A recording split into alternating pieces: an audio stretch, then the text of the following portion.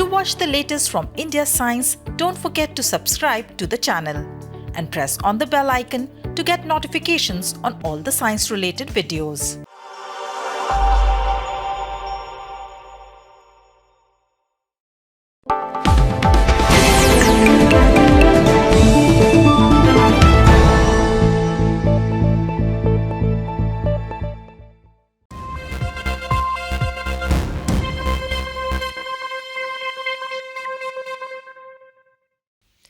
Namaskar and welcome to India Science.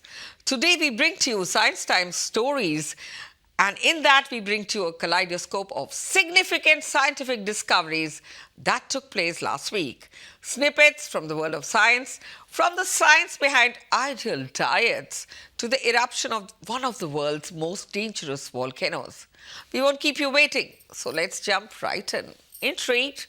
Listen to this. Mount Etna, Europe's largest active volcano, is raging, and how?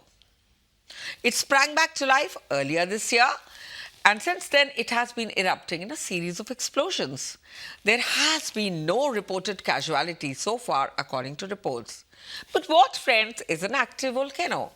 Let me tell you more, and what makes Mount Etna so destructive. Now, Mount Etna is located in Sicily, an island in Italy, and it is known to be one of the most destructive volcanoes on Earth. In 1669, an explosion reportedly killed 20,000 people. A volcano is a rupture in the Earth's crust, the outermost layer deep within the Earth, where temperatures are so hot that it melts some rocks into thick flowing substance called magma. Eventually, some of the magma forces itself out through cracks on the Earth's surface, thereby erupting as lava. Mount Etna is active because it sits between the African and the Eurasian tectonic plates. According to an expert, Etna has unleashed a new paroxysmal eruptive episode from its southeast crater on the evening of January 18, 2021, after 4 weeks of moderate activity. And now on to our next story, which is, what does science say about ideal diet? Low carb, keto, paleo, Atkins, the internet is abuzz with these diet fads, each promising to do wonders. But which one is more likely to work? The answer isn't that simple, but we'll try to unpack the science behind the ideal diet. Another deterrent to finding the ideal diet is that people respond differently to food. Some shed weight quickly while others struggle. Could we tailor diets perhaps according to a person's genes and gut microbes? We tell you in our video.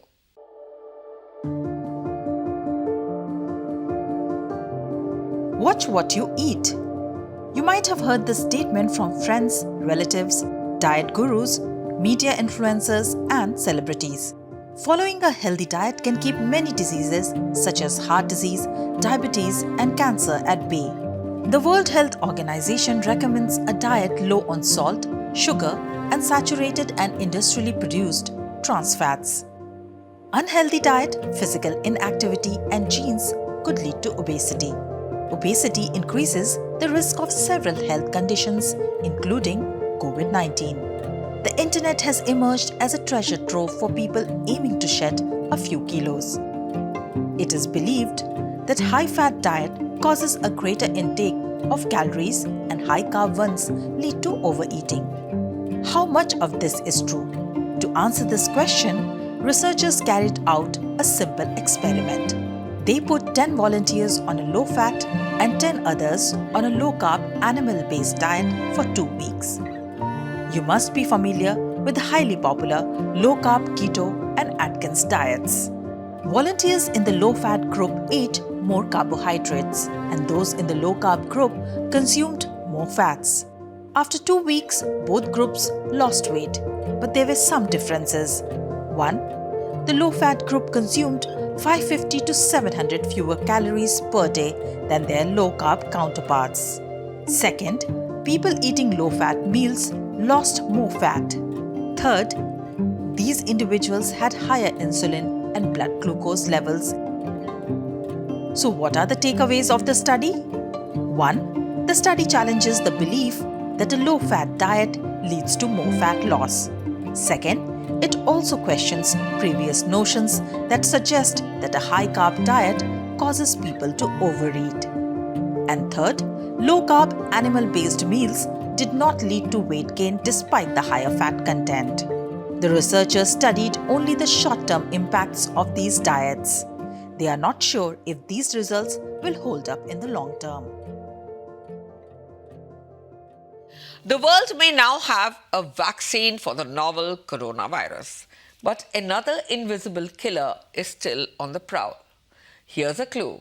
The enemy is responsible for 1.6 million deaths each year. Yes, we are talking about air pollution. We already know that this is triggering several diseases and premature deaths. Now, here's something more worrying. Low air quality is targeting unborn babies. One of the reasons behind failed pregnancies, friends, is air pollution.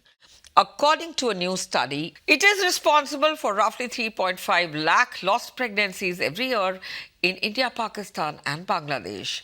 Researchers look at an invisible component of air pollution, PM 2.5 or particulate matter 2.5. These harmful microscopic particles are less than 2.5 micrometers in diameter and are pumped into air by farming, industrial activity, wood burning, stubble burning, vehicles and burning fuels.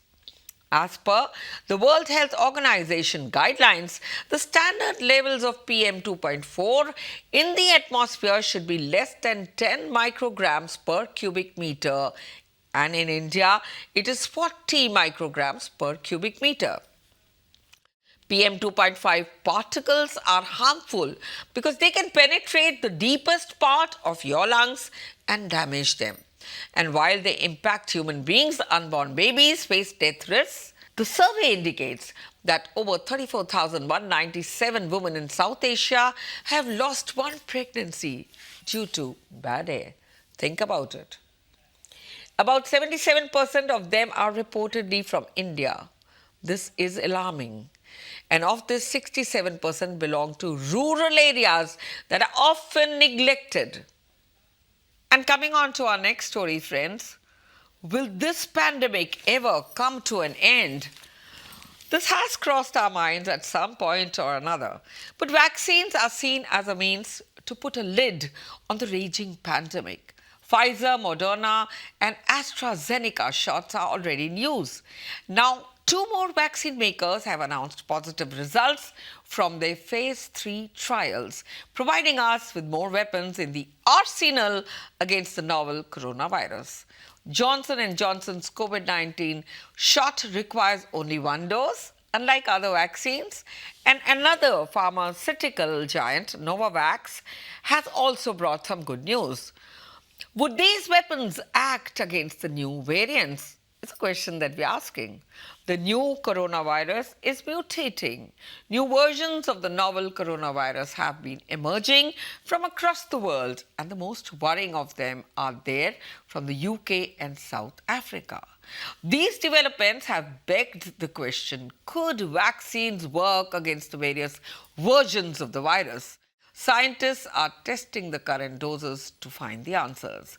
Recently, Johnson & Johnson and Novavax announced their shots could work against the currently circulating strains.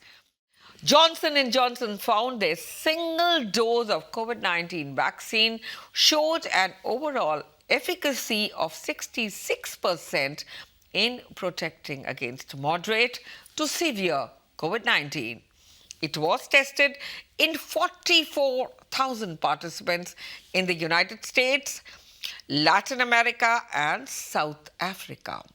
It was 72% effective in the US, 57% in South Africa, where a fast-spreading virus is circulating now. According to reports, the vaccine was 66% effective in Latin American countries, including Brazil, where other worrisome strains are now spreading. Novavax was 85% effective against the UK variant of the virus. However, this figure dropped to less than 50% against the South African strain. And with that, friends, this is a wrap on this edition of Science Time. Stay with us every Friday at 9 p.m. Keep watching India Science. Namaskar.